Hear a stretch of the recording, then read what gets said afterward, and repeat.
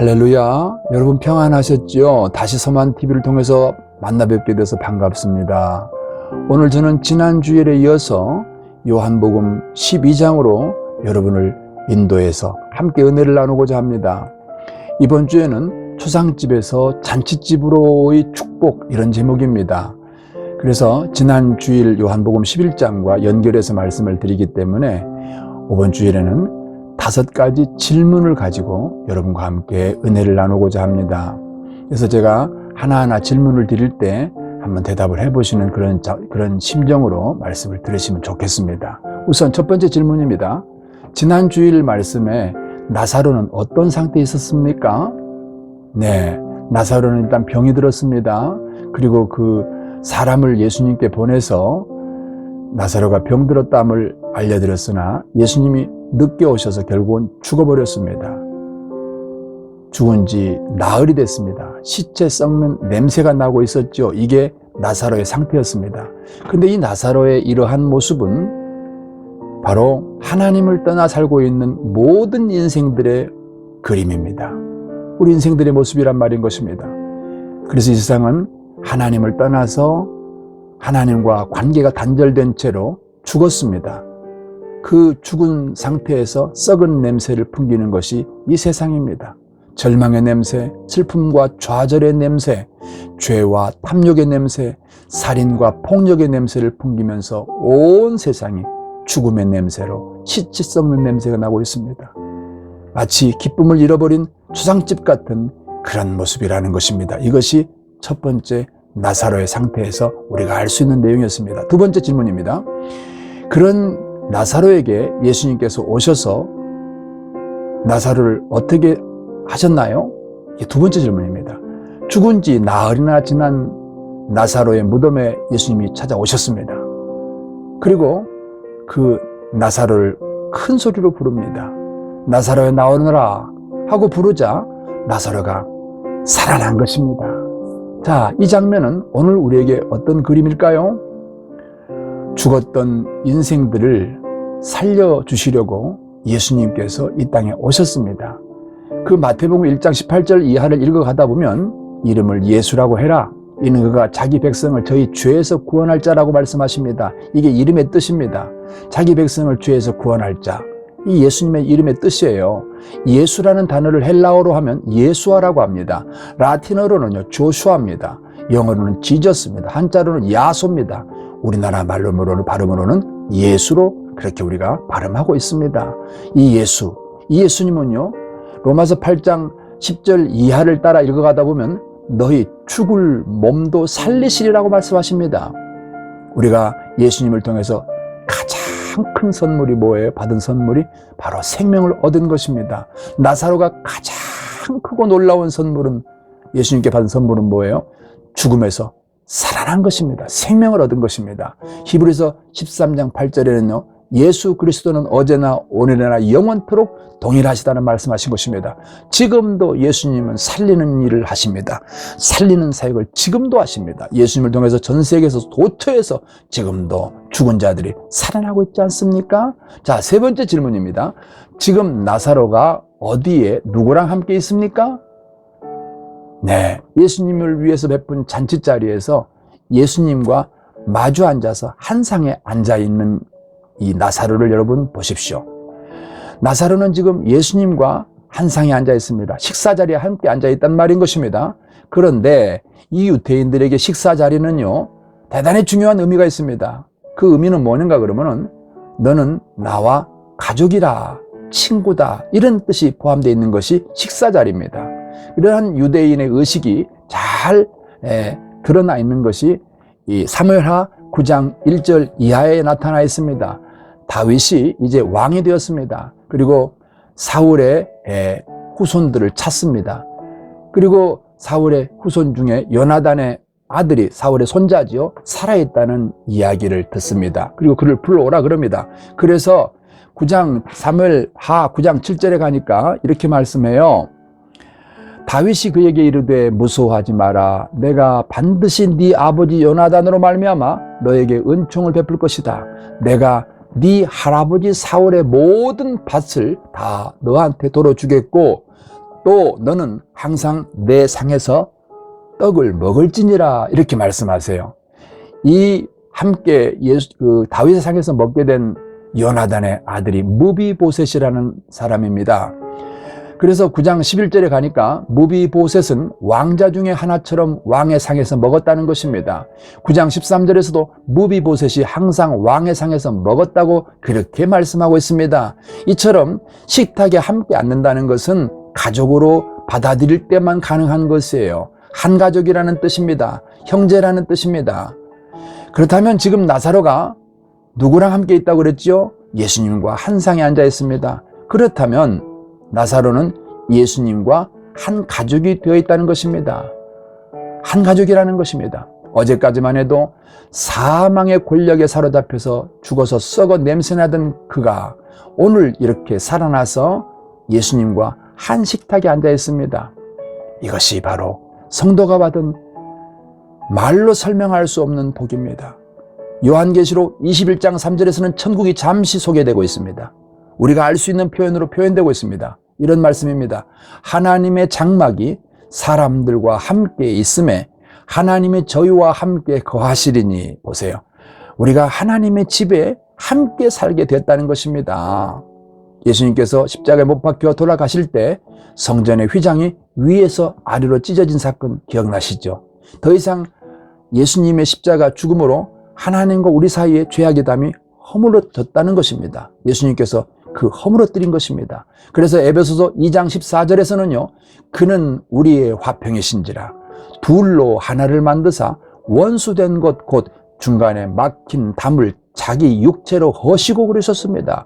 에베소 2장 6절에 말씀하십니다. 또 함께 일으키사 예수 그리스도 안에서 함께 하늘에 앉히시니. 바로 이것이 나사로가 지금 예수님 앞에 식사 자리에서 마주 앉아서 함께 식사하는 모습인 것입니다. 우리는 바로 이와 같이 현재 하나님과의 관계가 되어 있는 것입니다. 우리는 주님과 한 가족입니다. 궁극적으로 우리는 하늘나라에서 하나님의 집에서 함께 살게 될 것입니다. 자, 이어서 네 번째 질문입니다. 최고의 권력이 무엇인지 아세요?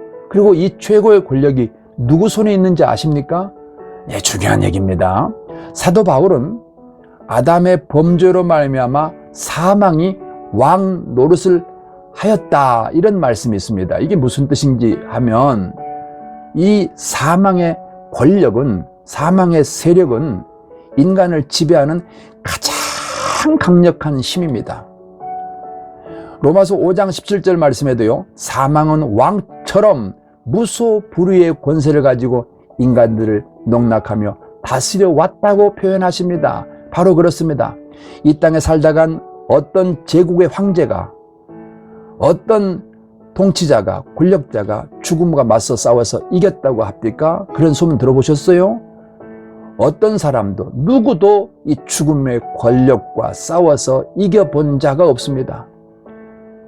죽음은 무섭지만, 두려워하지만 이 죽음을 거역하거나 죽음을 거절할 수가 없어서 죽음의 줄에 묶여서 마치 도수장으로 끌려가는 그런 짐승처럼 끌려서 가다가 사고로 죽이고 사건으로 죽이고 질병으로 죽이면서 그 무소불위의 권력을 행사하고 있었던 것이 바로 이 사망의 권세입니다. 이 사망 권세를 가진 자가 사악한 귀신이었습니다. 귀신은 이 사망의 권세를 가지고 인간을 지배해 왔던 것입니다. 그것으로 자기가 먹을 밥을 요청하고 인간을 지배하며 저를 받아 먹었던 것이죠. 히브리서 2장 14절로 15절에서는 이런 말씀이 있습니다. 사망으로 말미암아 사망의 세력을 잡은 자 곧 마귀를 없이 하시며. 누가 이 사망의 권세를 가졌다는지 아시겠죠? 거기에서 일생 여기에 매여 종노릇하던 자들을 우리 주님이 놓아 주신 것입니다. 풀어 주신 것입니다. 바로 예수님을 통해서 얻은 권세가 이거예요. 이것은 지상 최상 최고의 권세입니다. 이 권세를 지금까지 예수님이 우리에게 주시기 전까지는 누구도 가질 수 없었습니다. 이제 사망이 왕노릇하던 시대는 끝났습니다. 사망이 통치하셨던 시대는 우리 생애에서 끝났습니다. 그래서 고린도전서 15장 55절에서는 이렇게 말씀하십니다. 사망아, 너의 승리가 어디 있느냐? 사망아, 네가 쏘는 것이 어디 있느냐 이렇게 말씀하세요. 하나님이 이 땅에 육신을 입고 찾아오신 것은 요한일서 3장 8절에는 뭐라 그래요? 마귀의 일을 멸하려 하심이라. 마귀의 일을 부셔버리고 마귀의 일을 치워내기 위해서 오신 것입니다. 그렇기 때문에 성도가 된다는 것은 최상 최고의 권력을 가진 자가 된 것입니다. 요한복음 11장 25절 26절은요 잘 아시죠? 이것을 너희에게 이른다. 너희로 내 안에서 평안을 누리게 한다. 세상에서는 너희가 환난을 당하나 담대하라. 그 다음 말씀입니다. 내가 세상을 이겼노라. 이 세상은 사망 권세를 가진 사악한 귀신을 이겼다는 표현인 것입니다. 그러므로 이제 우리에게는 로마서 8장 35절 이하를 읽어보면요 누가 우리를 그리스도의 사랑에서 끊을 수 있겠느냐? 환난이나 곤고나 박해나 기근이나 적신이나 위협이나 칼이랴. 이 모든 일에 우리를 사랑하시는 이로 말미암아 우리가 넉넉히 이기느니라. 내가 확신하노니 사망이나 생명이나 전사들이나 권세자들이나 현재일이나 장래일이나 높음이나 깊음이나 다른 어떤 피조물이라도 우리를 우리 주 그리스도 예수 안에 있는 하나님의 사랑에서 끊을 수 없으리라. 할렐루야. 바로 이것이 오늘의 우리의 모습인 것입니다. 우리는 이런 사람입니다. 이 지상 최상 최고의 권력을 가진 자가 바로 하나님의 아들 된 여러분들인 것입니다. 자, 그렇다면 마지막 질문입니다. 중요한 질문이에요. 예배가 무엇인지 아십니까? 누가 예배자가 될 수 있을까요? 이걸 마지막 질문으로 드리겠습니다. 예배가 무엇인지 아시세요? 현대 신학을 가르치는 예배학자들은요, 이 예배를 이렇게 가르칩니다. 예배란 하나님의 구속 사건 속에 나타난 하나님의 사랑과 은혜에 대한 인간의 응답이다. 굉장히 잘 정리되어 있지 않습니까? 이렇게 말합니다. 그래서 영어로 예배라는 단어가 worship이지 않습니까? 이게 뭐예요? 존경과 존귀를 받을 가치가 있는 자에게 최고의 예를 갖추어 드리는 일이다. 이게 예배라는 거예요.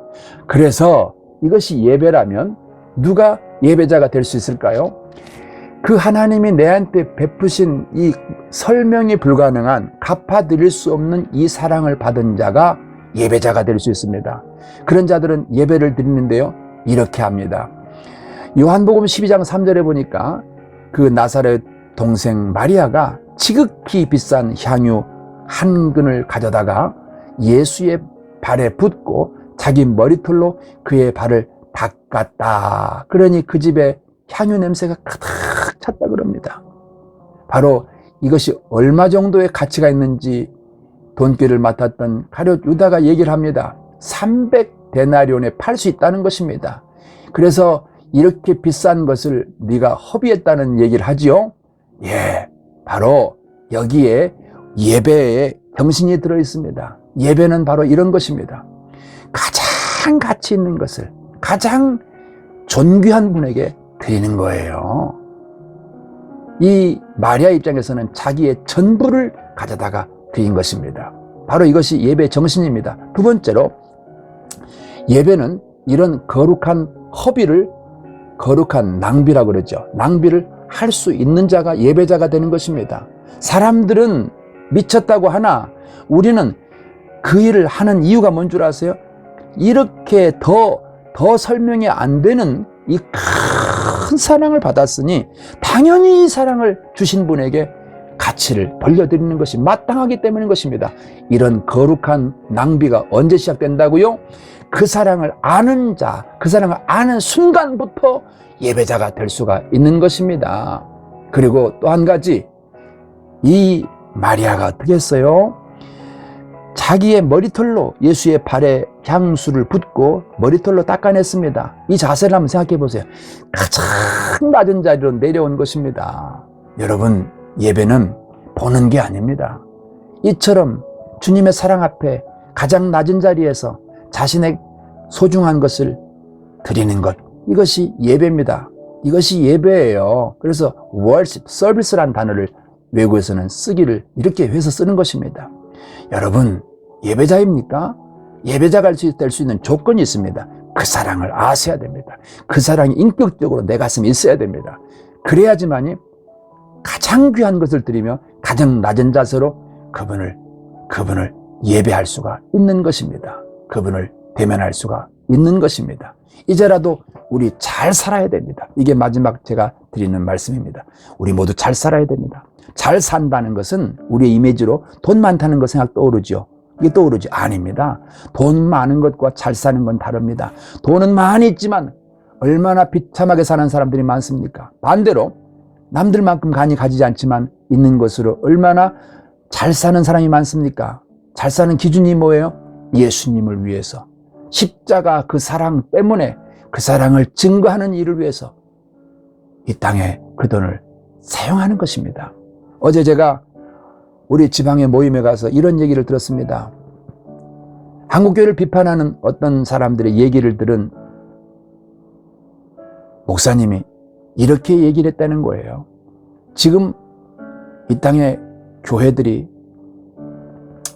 참 부끄럽지만 돈을 사랑해서 예수님을 이용하고 있다. 반대로 예수님을 사랑하기 때문에 돈을 이용해야 될 텐데 거꾸로 하고 있다는 얘기를 했다는 것입니다. 짧은 얘기지만 참 마음에 와닿았습니다. 이 방송을 들으시는 모든 주의 권속 여러분, 이제부터라도 잘 사셔야 됩니다. 예수님께서 마리아의 헌신을 보고 마태복음에는요 뭐라 그런지 아세요? 여러분 기억나세요? 마리아가 내가 진실로 너희에게 이르노니 온 천하 어디서든지 이 복음이 전파되는 곳에서는 이 여자가 행한 일도 말하여 그를 기억하리라. 이게 무슨 뜻이냐 그러면 마리아 개인을 칭송하는 것을 이게 말씀하시는 것이 아니라 이 마리아가 무엇을 위해서 이 귀한 것을 헌신했는지, 그것은 바로 다른 게 아니라 예수님의 십자가를 향하여 했다는 것입니다. 이렇게 사는 삶을 살아갈 때 우리는 잘 사는 것입니다. 십자가를 전하기 위해서, 십자가를 증거하기 위해서, 십자가 그 사랑 앞에서 내가 가진 것들을 기어이 가장 존귀한 분에게 드리는 삶을 사는 것, 이것이 성도의 삶입니다. 이게 잘 사는 것입니다. 이렇게 살 때 어떤 결과가 나타납니까? 영혼이 살아납니다. 교회가 세워집니다. 오늘도 이 일을 위해서 여러분 힘을 다하는 한 주간 되시기를 예수님의 이름으로 축복합니다. 감사합니다.